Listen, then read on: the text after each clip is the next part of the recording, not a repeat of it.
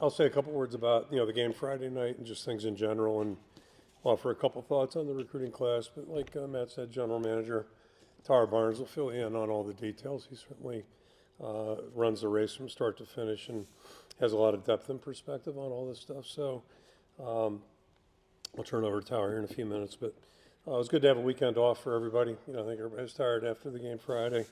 Really tough competitive football game and pretty extreme circumstances. So nice for everybody to have time to get back and just kind of relax a little bit. Some guys went home, other guys just stayed here, but gave them some time. And we'll take this week to recover a little bit. They had a light workout this morning. We'll probably go on the field for a little bit on Friday, but not much football this week, and just trying to give everybody a chance to get caught up on things, catch their breath, and recharge a little bit. I think it's really certainly important. The game, as I said, Friday night afterwards, it was just a really tough, competitive, hard-fought game, and both teams really, I think, competed at a really high level. And again, I think the biggest takeaway is that little things, a lot of times, are really important, and sometimes defy the statistics at the end of the game. And I thought our guys did a lot of things really well. Start with ball security, still the most important statistic in football, and we've done a good job of that all season long. Certainly the other night that was a factor, and got to give Jackson credit there. His game stats weren't overwhelming by any means, but protected the football, made good decisions, good judgment out there. But just a lot of little things that took place. Special teams really jumped out. The punt before the last turnover, huge punt by Reese, and again, tough circumstances. Point out the plus 50 punt that Nestor killed inside just inside the goal line there. That was a play that we blew on Tuesday in practice, and had to repeat it right at the end of practice. Circled back and got it right, and then certainly it showed up on the game. So just little things like that don't go maybe noticed by some people, and obviously Caleb's effort on that touchdown was phenomenal. But something probably nobody noticed. Nick DeYoung did a great job on that. He's playing the right tackle, next man in. His guy didn't rush like we expect him to or hoped he would, so Nick stayed engaged in the block, and that, along with the perimeter blockers, allowed that thing to get going, and then Caleb did the rest on his own. So, you can't help but notice Caleb's great effort, but the little things that assisted the start of that play really made a big difference. The other thing I'd mention too is just our job our specialists did in the weather conditions, whether it be the snappers, the holders, punters, obviously the return guys. It's a little tricky in those kind of circumstances, that kind of condition, and our guys really played flawless there. So all those little things to me were really the matter of the deciding things for us, and just really proud of our guys, the way they fought through it. Really happy about the way we've been playing in November, and talk to our guys every year about that. November's a month where people are sore, you're tired, got a lot of guys injured, next man in stories. Weather typically is going to be unpredictable, and 2 weeks ago we had beautiful weather, game that went by script, and the other night we had tough weather and a game that didn't go by script. So just kind of emblematic of the way it is in November, and to me the teams that can focus through those things tend to do a little bit better, and just really proud of the guys, the way they played this past November, and really we've got a nice streak going since 19 right now, so we're going to try to keep building on that. But if you're going to win in football, you've got to be able to do that. So happy about that. The guys have played hard, they played competitively, and the good thing is we still have one more opportunity to play again. So really excited about that as well. I think it's a real important time right now for everybody just to step back a little bit and let things settle. A lot going on, and I addressed this a couple Sundays ago, coming off the last bye week we had. As we look forward, our guys are living in a world that's very different than 10 years ago. Players have always been thinking about the NFL, whether it's seniors. It's right around the corner for them, NFL opportunities. With that comes agents, and then certainly nowadays, you got underclassmen thinking about it more readily than maybe 10 years ago. So that's one more thing, and then clearly things have changed now at the portal, NIL, revenue sharing, roster reductions. There's a million things going on, and a lot of people giving advice on all those topics too. So my encouragement a couple Sundays ago was let's put all that on the shelf, and that's what you got early December for. So right now our guys are taking time and working through some things. I know some guys have already made announcements about what they're going to do, and that's what this time period's for. So there's not a lot to say right now until things settle, but hopefully we get back on and get going in earnest. We'll know where our bowl trip is going to be on Sunday, and then we'll start shifting our focus a little bit. Hopefully we'll be settled by then. But My point is, like, there's a lot going on out there, and I applaud our guys for putting it aside for those last 2 weeks and just focusing on finishing strong. So happy about that. And really, the reality of it is, and it just kind of leaps into or transitions into this recruiting class. What we're looking for, guys that are going to fit well in our environment. Embrace the things that we think are important, and we want to recruit guys that understand hard work is necessary to be good in anything. Talk to our guys all the time about, like, if you're going to get something that's worth it, you got to earn it, and that's a degree. Nobody's going to hand you anything in the classroom. Certainly out there on the field, nobody hands you anything. That was evident Saturday or Friday night. And if you want playing time, awards, all those kinds of things, you got to go out and earn it. So we're trying to find guys that we think can embrace that, understand that, and embrace that. Our job is to help them understand that better as they get here, but it all starts with that. Obviously, there's a talent level that's requisite. We're not a big height, weight, speed team, but we're looking for guys that have the ability to play their positions well, and do things at their position, add to the football team.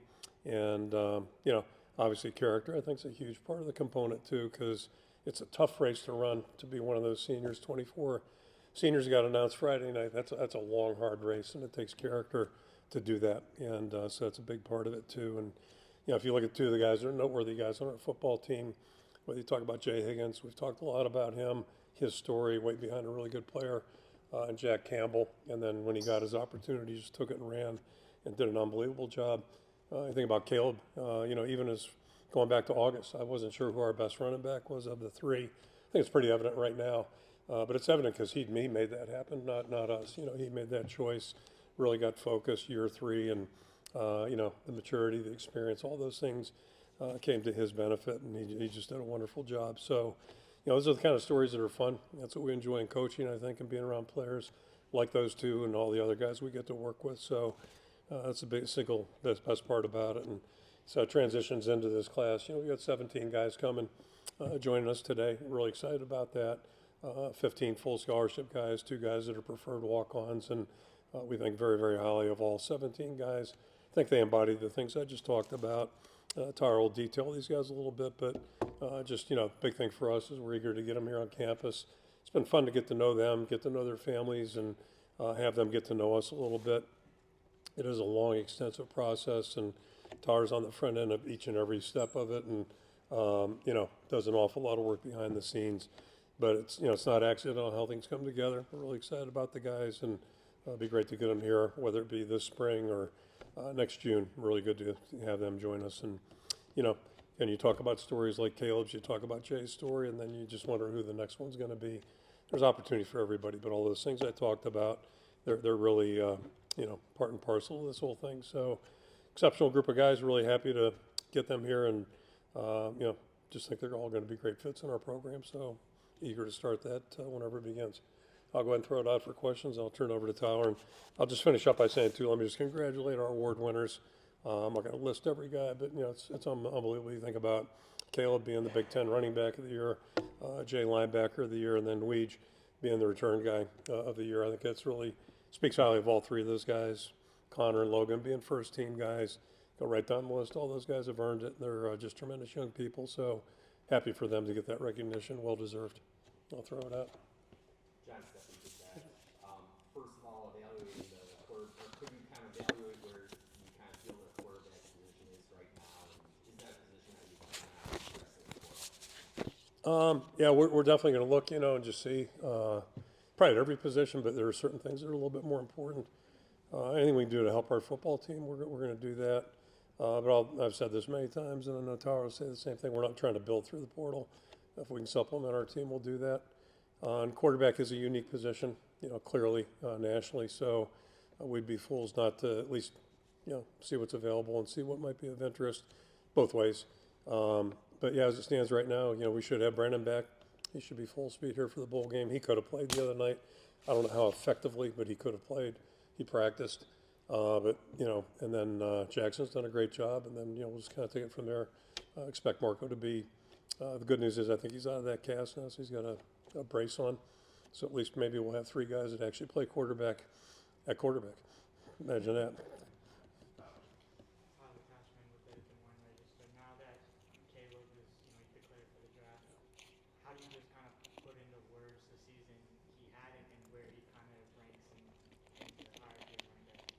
You know, what I just said is really true. As we went into camp, I wasn't sure who our best back was. So it's just kind of funny how it goes. And I'll throw LeSean in there too. He had a bad ankle still. He had missed a lot of time. So it was one position. You're always curious about the whole team, how it's going to look and how it goes through camp. But that was a position. It was a jump ball for all the guys involved. And Caleb has always had ability, talent. He's always been a great young guy. But as I've said all season long, I think the big difference is this year is just a different level of focus. And again, just in generic terms, like year 3 seems to be a magical year in general terms for guys in our program. And certainly for him it was. Everything he did was at a higher level, just being a teammate. I mean, everything about him. But the details, the way he prepared, and it showed in his playing too. He's more patient, just saw things better, a little bit more patient, knew how to read things out a little bit better, and more detailed with his footwork, things like that. So, that's a fun part. And then, I mean, the play he made the other night, somebody said it the best on Friday night. It was like Cooper's play, only it counted, but the impact it had. And it's like, you got to look at the replay a couple times to say, how did he do that? And he gets a lot of credit for a lot of that because that's just, he's physically strong and boy, he's using his strength now. He wasn't doing that maybe a year ago, 2 years ago.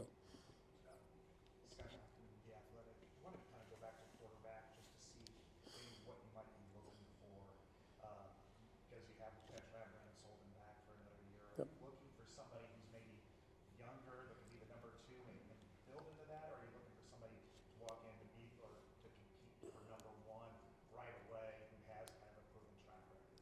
Yeah, I think, the general answer on that is we're looking at everything. Again, the whole idea is to improve our team as much as we can. And we're not locked into one style per se because we do have different styles right now in that room and have had. So, and we've won with both styles, through the years. So we'll just keep an open mind, see what's available, and not bound ourselves to any, it doesn't have to be a Division I or, FCS player or whatever. I guess we're FCS, right? Nowadays, I get that stuff mixed up. Need some alphabet soup, but we're just looking for somebody who's going to lead the team and move the team. And Brendan's done a good job of that. We're here to work with him. I think he's got a really good future. Jackson's really intriguing, and Marco's a great young guy. So we've got a good room, but if we can add to it, we'll consider any options as long as they fit, our parameters. Yep.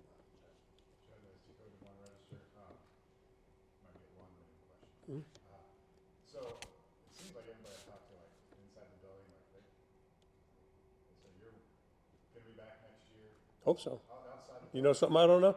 No, No, I'm joking. Yeah. it happens every year. People Yeah. ask, like, is this Kirk's last year? How did he come back with all this stuff going on, paying players? Like he's not gonna put up this forever, but it seems like you're definitively coming back next year. And It's my plan, yeah. Seems like there's always stuff going on. Have you noticed that? I mean, you've been covering us for a long time. Somehow we just keep moving forward. But yeah, I mean, there's a lot of things that I don't want to say frustrated, but a lot of things really, make you step back a little bit and think and like, that's interesting. But the more the game changes, the more the circumstances change. It's still about being around good people, and our key is what we enjoy. I think I speak for our whole staff. When you get the right guys on your team, it's a lot of fun. And, we're a 100-plus population, so not everybody's going to be perfect, and we're not all going to be best buddies. But I think there's a mutual respect amongst our team and people in the program. And, to be part of that on a daily basis is pretty special. So, I'm enjoying that part of it. There are things that frustrate you, obviously, at times. Injuries frustrate you. You can't do a thing about them. But it's just part of the game. And I wish it was 20 degrees warmer the other night, quite frankly. But, a lot of things you can't control. But the good stuff is still the good stuff, and that hasn't changed. And that's the fun part about this thing. 2 more for Coach Tom. Tom Petrik, Hawkeye Report. Kirk, one of the good changes I think that the NCAA made was coaches are not on the road during December now, which seemed like the same decision. How does that impact your practice schedule for bowl prep? Because in the past, you guys basically just had to practice on weekends. Now, Yeah. can you operate differently? Yeah, it's, I just talked about all the changes that players are experiencing over the last, 10 years, let's say. This is really random for us. And the end of the season is always a weird thing anyway for anybody that plays or coaches. When it's over, it's just like, now what do we do? It's one of those things. So in the old days being like last year, everybody got in their car or got on a plane and went somewhere. And it's really strange for all of us to be in the building right now, to your point. So that's a great point. So I'm still trying to figure out what the hell we're doing. But first and foremost, we're spending time with our players, the guys on our roster. Not physically, but just meeting with them, touching base, things you don't have time for in season. Kind of do a, sit down that way. And then we'll start into the football, but and it's sitting on my desk in the top right-hand corner right now. It's like my next file to go to, how we're going to map out the month, not knowing where we're going or when we're going. But I think the one takeaway I can give you, which is good, we won't be up here at night, hopefully, because, when you're doing recruiting and practice, I remember distinctly just things that stick with you going down to the Capital One Bowl in 04, getting on the plane, and I'd seen maybe about 10% of the film I needed to see. So, I got down there, and it was just like, Groundhog Day with video, but just felt so behind.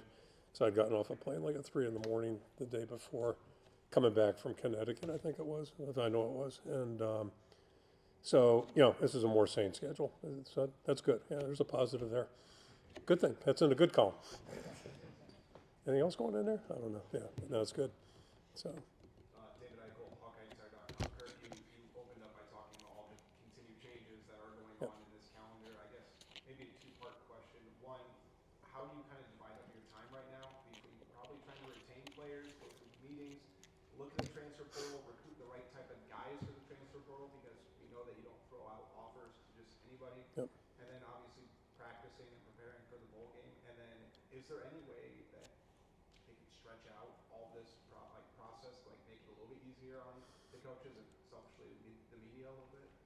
Yeah, well, they're not thinking about you or us, I don't think, on that category. So Tara probably can answer some of those better than I can. But you touched on something that I probably should have put in my points. And part of the visits with our players right now is just find out where the guys are at. Because I did ask them to put it off for 2 weeks. So now's the time to think about it, ask questions. Are you happy with your role? Here's what we see. And everybody's got an opportunity to excel and move up and all that kind of thing. But spending time with our players is first and foremost, because we want our team to be our team. And then if we can supplement with guys that are great fits, whether it's the 2 guys we picked up, Sullivan and Gill, this past summer, go back to Nick Jackson, Rusty Feth. So, you get those kind of guys that come in, just hit the ground running. That's a perfect match there. It supplements your team. But yeah, Tara can talk about the calendar a little bit, but to me, just as I said, it looks good. Like, hopefully in the real world here, where our coaches will be home with their families next week, eating dinner, and that's a change in December. So there's some benefit to this stuff too, maybe, and maybe a little less time on the weekends, coming in and practicing, that type of deal. Although I got to find out, like, if recruits, I don't even know, he can tell you. If recruits can come in, we'll be out there on the weekends, open house. But that's part of the enterprise too. Okay, thank you guys.